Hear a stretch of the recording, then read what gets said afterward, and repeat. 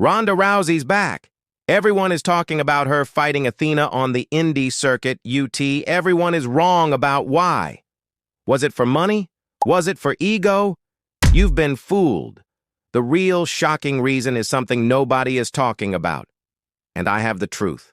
When the first images surfaced, the internet broke. Not in the way it does for a stadium-sized return, but in a fractured, confused whisper that quickly grew into a roar. This wasn't the Ronda Rousey we knew.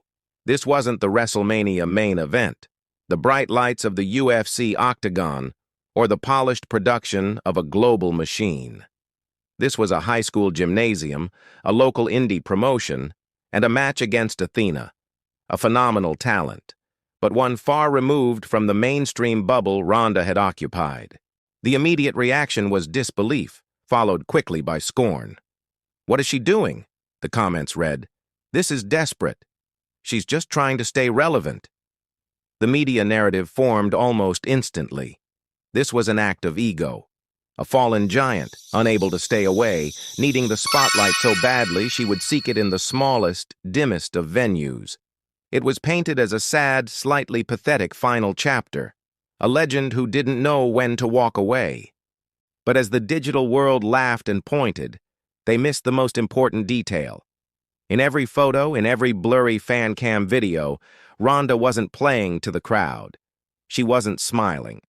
She was focused, almost serene, with an intensity that didn't feel like it was for them.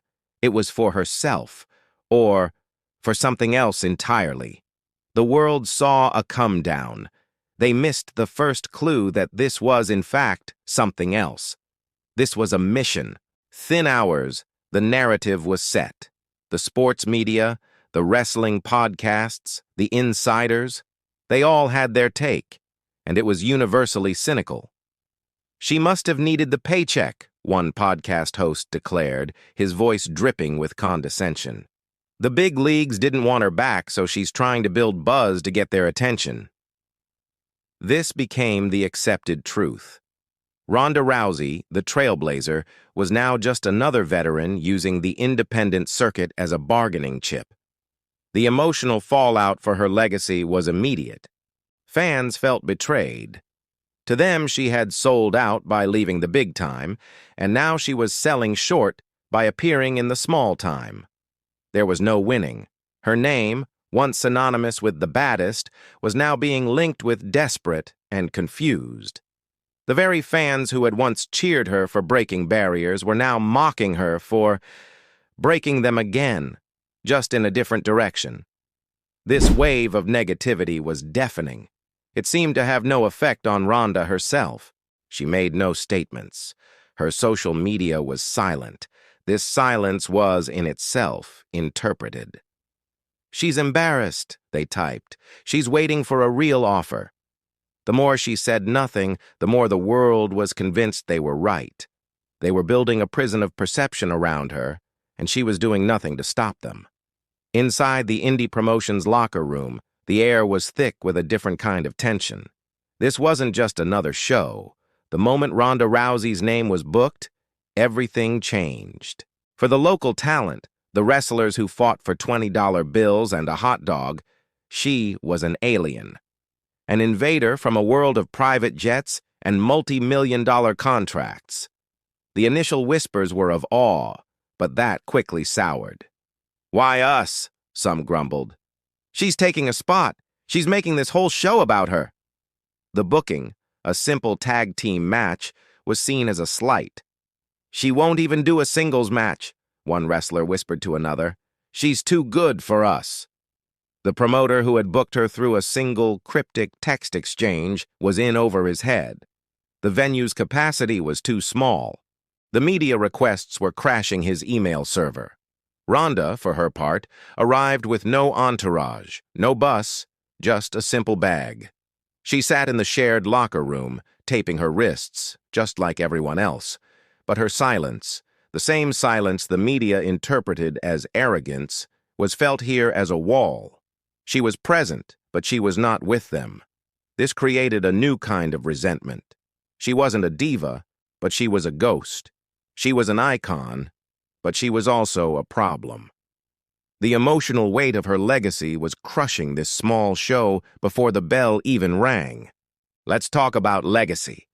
A legacy is a story, and Ronda's story was already written. She was the pioneer, the one who opened the door, the main eventer. That story was complete, polished, and ready for the history books. This return. It was like an unwanted epilogue. It was a scribble in the margins. The mainstream media, the one that had built her up, was now forced to ask an uncomfortable question. Does this tarnish the legacy? Does a WrestleMania main eventer belong in a VFW hall? The pressure was immense, not just on her, but on how history would remember her. Every athlete fears becoming a parody of themselves, of staying too long. And the world was now deciding, live and in real time, that this was her moment of becoming that parody. This wasn't just a match. It was a referendum on her entire career. The pressure from her past, from the icon she had been, was a heavy shroud. Why would she risk it? Why would she put that pristine legacy on the line for a $100 ticket show? The answer to everyone was so obvious because she had no choice, because she was lost. What no one, not a single person, considered was that she was risking her legacy on purpose, that the legacy itself was the price she was willing to pay for something more important. The promoter of the indie show, a man named Sarge, who had run shows out of this gym for 15 years, was not prepared.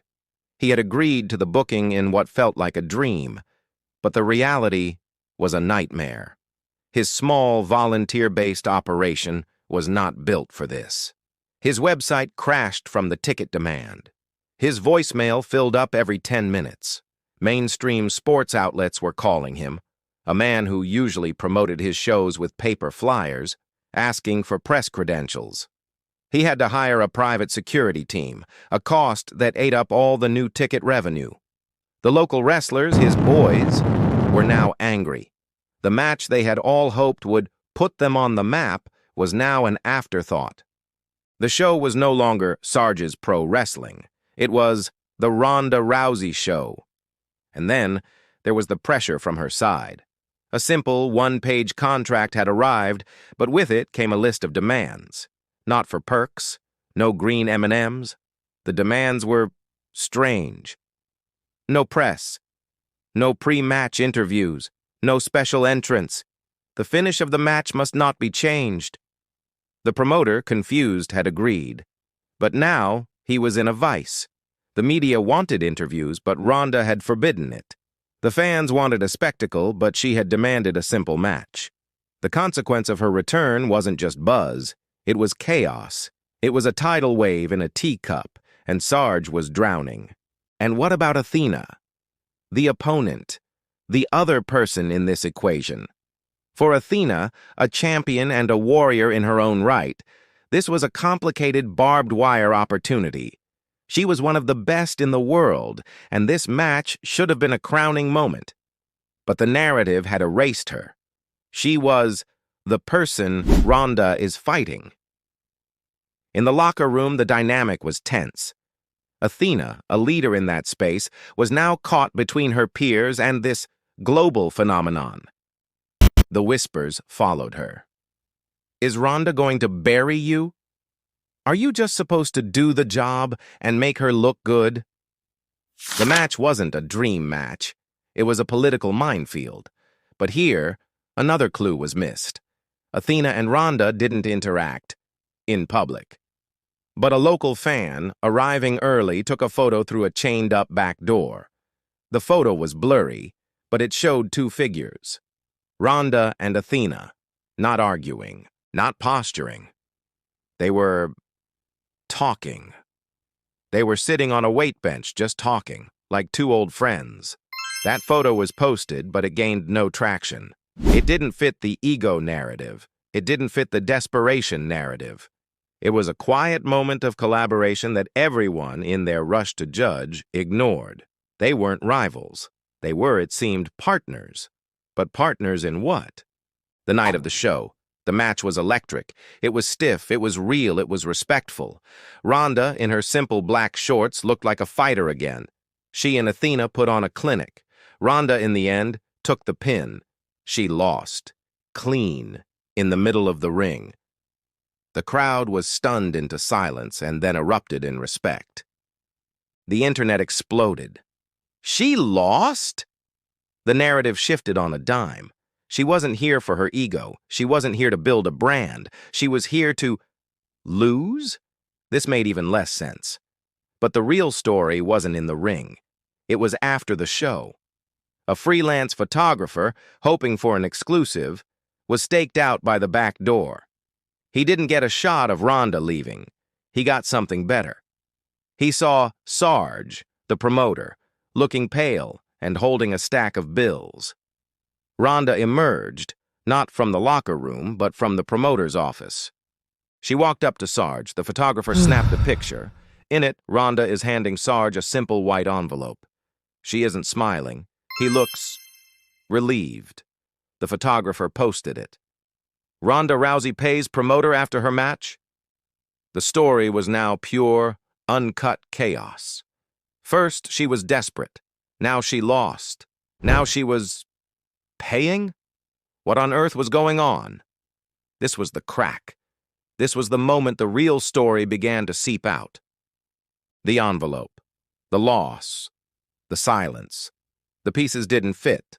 A small independent journalist, one who ran a tiny blog dedicated to the California indie scene, saw the photo from the alley. And he remembered a name he hadn't thought of in years. He started digging. He went back, past the WWE headlines, past the UFC championships. He went back to her beginning, before the Olympics, before the fame, to her very first judo dojo.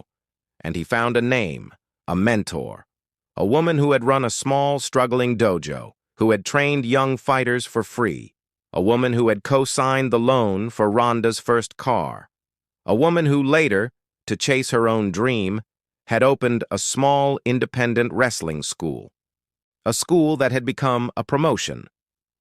Sarge's Pro Wrestling. The journalist looked at the name of the promoter and the name of the woman who had died 2 years prior, leaving her husband, Sarge, to run the promotion alone. The woman's name was a name Ronda had tattooed on her wrist, a name the media had always respectfully ignored. The desperate indie show? It wasn't just any indie show. It was the promotion her first mentor had built. And it was, he discovered, 3 weeks away from closing its doors forever. The story was never about Ronda. It was about a promise. It was about the phone call Sarge had made, not to Ronda the superstar, but to the girl his late wife had called her kid.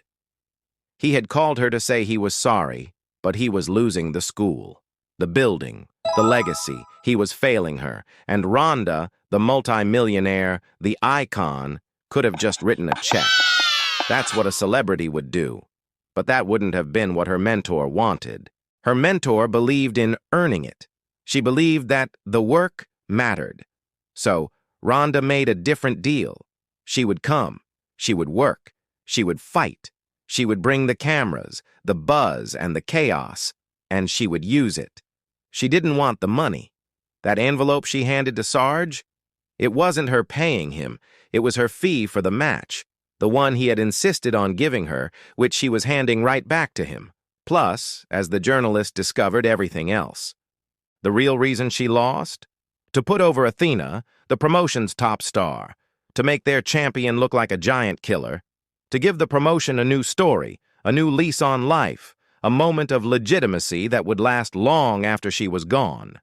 The media chaos, the fan backlash, the hit to her own legacy. She had weaponized it all. So, was everyone fooled? Yes, we were all fooled. We were looking for a story about ego, about money, or about desperation. We were so busy judging her fall that we never stopped to consider she had jumped. The shocking return wasn't a cry for help. It was a rescue mission. The twist isn't that Ronda Rousey returned to wrestling. The twist is that she used her entire global controversial legacy as a shield, and as a battering ram, to save one small, forgotten gem in a back alley, all to fulfill a quiet promise to a ghost. The world was watching her, but she was working for an audience of one. We thought we were watching the pathetic end of a legend's career. But we were, in fact, witnessing the most powerful and most real main event she has ever had. The real reason she returned wasn't for the spotlight. It was to make sure that for someone else, the lights stayed on.